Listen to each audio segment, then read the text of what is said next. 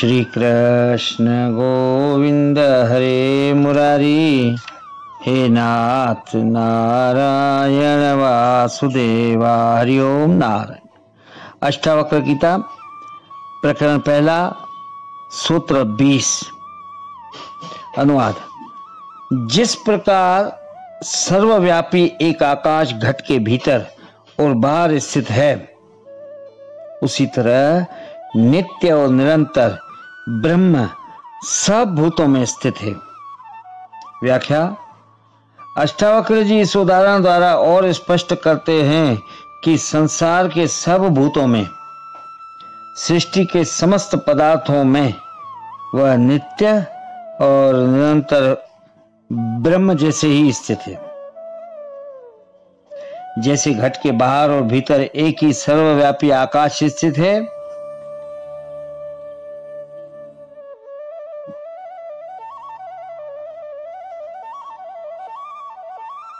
फिर से पढ़ते हैं।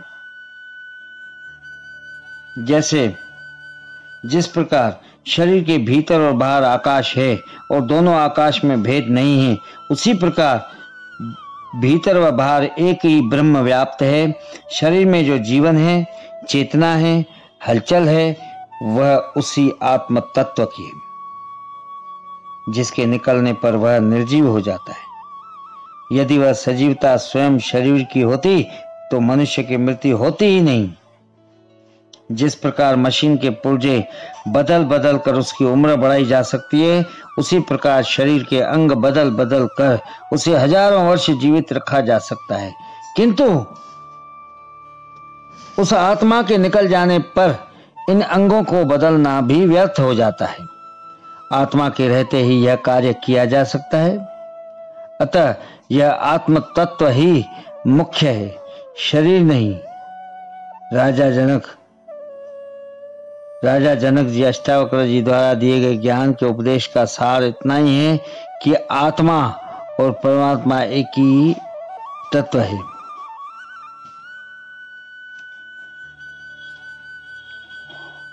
उसे पाना नहीं है, वह प्राप्ति ही है।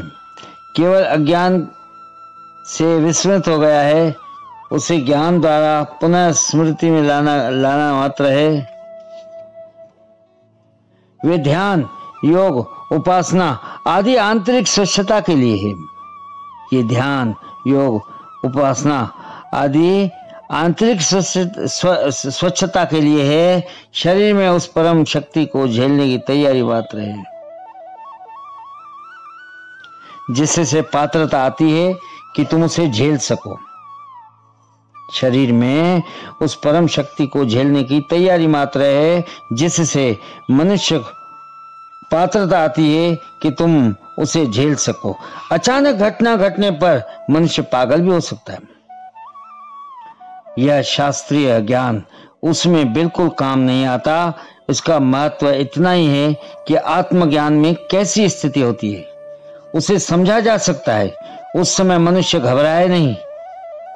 वह तत्व ज्ञान बुद्धि का विषय नहीं है। बुद्धि सीमित है, वह उस असीम को अपने में नहीं समा सकती। इस तत्व ज्ञान का उपदेश सुनकर कोई मान ले कि मैं परमात्मा ही हूं, मैं परमात्मा ही हूं, तो वह पाखंडी होगा।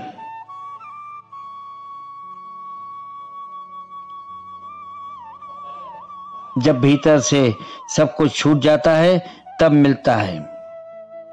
बाह्य पदार्थों को छोड़ने से भी नहीं मिलता। यह ज्ञान ऐसा है जैसे स्वप्न टूटने पर ही ज्ञान होता है कि यह असत्य था, मिथ्या था। इसी प्रकार आत्मज्ञान के बाद भी संसार संबंधी सारी मान्यताएं, धारणाएं गिर जाती। इससे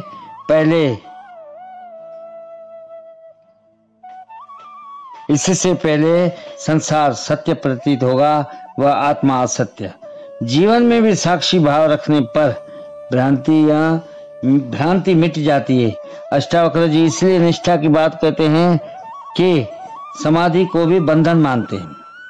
यह उपदेश इतना सारगर्भित है कि जनक को सुनते सुनते ही उपदेश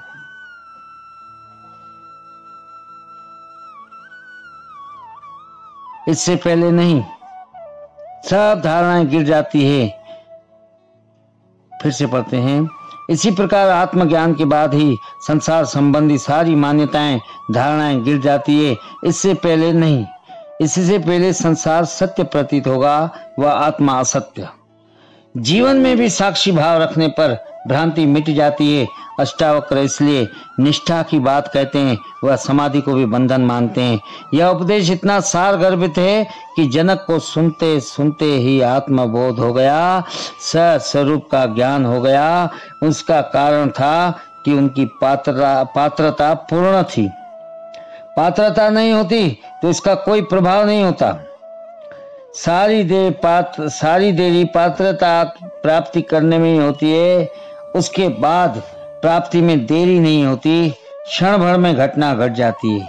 इति श्री अष्टावक्र गीतायाम प्रथम प्रकरण समाप्त हुआ।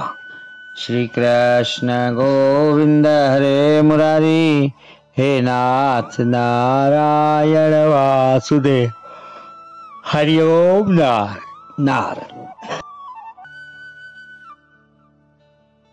श्री कृष्ण गोविंद हरे मुरारी, हे नाथ नारायण वासुदेव, हरि ओम नारायण।